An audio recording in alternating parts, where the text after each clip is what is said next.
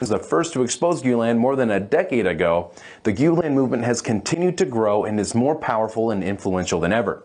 The majority of Americans have never even heard the man's name, but Fethullah Gulen has established a global empire of charter schools with over 1,000 schools in over 100 countries with millions of students around the world. The Gulen network has amassed a worldwide criminal network involved in money laundering and drug trafficking. Fethullah Gulen and his movement are closely linked to the CIA, as the agency facilitated Gulen's sanctuary in the United States, as Gulen is a wanted man. The Gulen movement/CIA is also said to be responsible for the recently failed and bloody coup attempt in Turkey last year in 2016. Let's start with the man who's been referred to as Gulen's golden boy here in the United States, Bilali Eksili, who is one of Gulen's main lobbyists here in the U.S. It appears Eksili recently replaced Kemal Aksouz, who was one of Gulen's top men in the U.S., who reportedly left the country shortly after he was named in an ethics violation probe by the U.S. House Ethics Committee.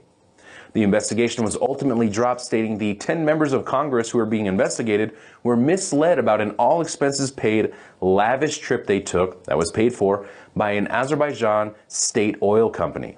Eksili has been a very busy man. In Indiana, he opened up many new Gulen-inspired schools that were later raided by the FBI. The Niagara Foundation of Indiana plays an important role in bringing local leaders and people from different faiths and cultures together for the purpose of friendship and peace. Not before Eksili received an award in 2008 from the then FBI Director Robert Mueller. Mueller was recently outed by FBI whistleblower and founder of Newsbud, Sibel Edmonds, for protecting Fethullah Gulen and his criminal organization while heading the FBI, thwarting investigations and signing off on multiple state secrets privilege gag orders on Miss Edmonds, preventing her from exposing Gulen's criminal activity. Let's hear from the award-winning filmmaker who produced a documentary film on Gulen's charter schools, Mark S. Hall. When we first started shooting Killing Ed in 2011, there were 33 Gulen charter schools in the state of Texas. There are now approximately 55, and we anticipate that 8 new schools will open in Texas this year. There are a total of 167 Gulen taxpayer-financed charter schools in the United States. They're in 26 states, plus the District of Columbia. There have been several FBI raids on the Gulen charter schools in the United States. I do believe it's around 6 various states now have had Gulen charter schools raided by the FBI. In Killing Ed, my documentary on the Gulen movement, you'll see an FBI raid that takes place at a charter school operated by Gulenists in Baton Rouge, Louisiana, several years ago.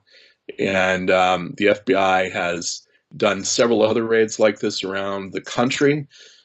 Many of those investigations still seem to be ongoing, even though some of those investigations are in their 6th or 7th year. We don't know exactly why the FBI hasn't been able to deport or at least bring charges against members of Fethullah Gulen's movement who have, very clearly bribed public officials, skimmed money out of federal contracts, discriminated against teachers and students and so forth. There seems to be enough evidence, in my opinion, that at least some of these gentlemen operating within the Gulen movement should be charged and perhaps deported for illegal activities here. We don't see that. We don't see much action taking place, at least from the FBI, and the FBI will not comment. Eksili has also run several different Gulen-affiliated NGOs, currently heading the Washington Strategy LLC. But before that, Eksili took over the lead position of the Turquoise Council, filling the vacancy of Gulen's previous #1 man, Kemal Aksouz. The Turquoise Council is a key conduit for the Gulen movement to lobby U.S. politicians, essentially bribing them with lavish gifts and all-expense-paid trips to Turkey. Here's a look at some of the elected officials in the United States attending a Gulen-sponsored event with the Turquoise Council. I thank Congressman Al Green for his condolences, sharing his deepest sympathy with the victims of flood in Istanbul. Thanks to Congressman Green for his leadership as acting as the co-chair of tonight's dinner, and we have something modest and humble gift for him. She's a friend of Turkey. She's the member of Turkish Congressional Caucus. She's a friend of us. let us welcome Congresswoman Jean Schmidt of Ohio, please. And when I was in Turkey a few months ago, Among us, we have Congressman Lloyd Doggett, serving the 25th District of Texas. Please welcome Congressman Doggett. Thank you. My wife and I have had a chance to travel 5 or 6 times to Turkey. It's really good that the Institute is putting on this event tonight. This Institute promotes Turkic-American relations, and that's a really good thing. My wife and I just got back from visiting Ankara and Istanbul in Turkey, and we think that it was a very valuable experience. I'm on the Armed Services Committee, and one thing that's important to me is to know that Turkey has a strong NATO commitment and relationship. So a lot of the meetings that I had with folks in Turkey revolved around our military relationship.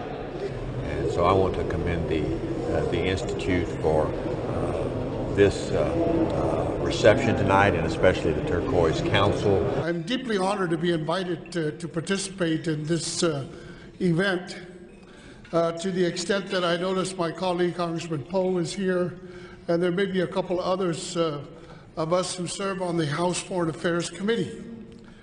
One of the responsibilities that I have as chairman of the House Foreign Affairs Subcommittee on Asia Pacific and the global environment is oversight responsibility over the Central Asian countries.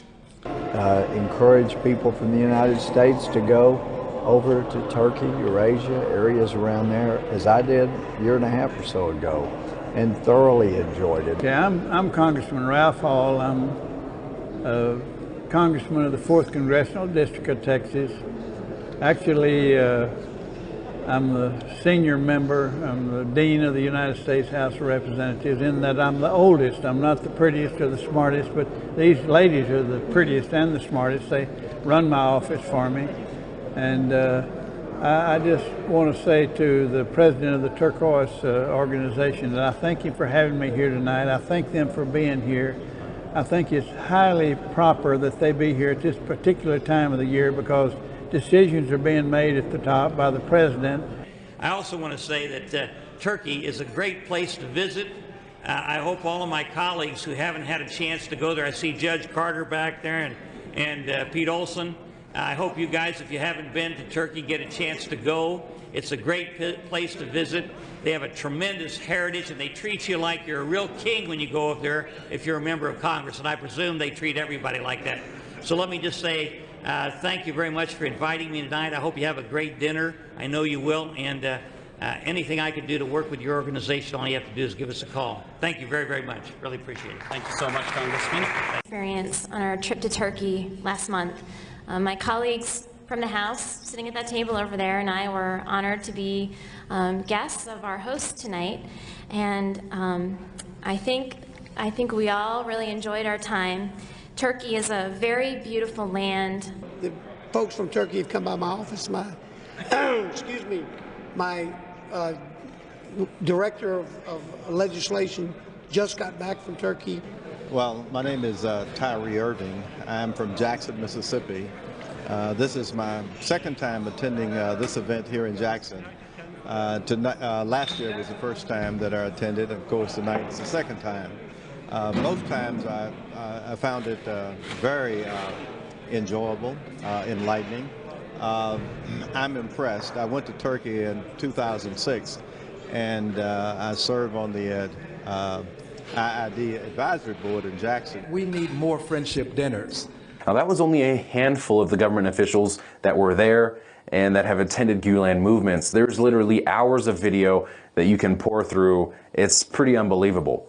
Now, here is an article written by the Hizmet movement, which means Gulen movement, documenting how about 50 members of Congress attended a Gulen-sponsored event in 2013, 8 of whom were senators. Some of the more well-known names are Nancy Pelosi.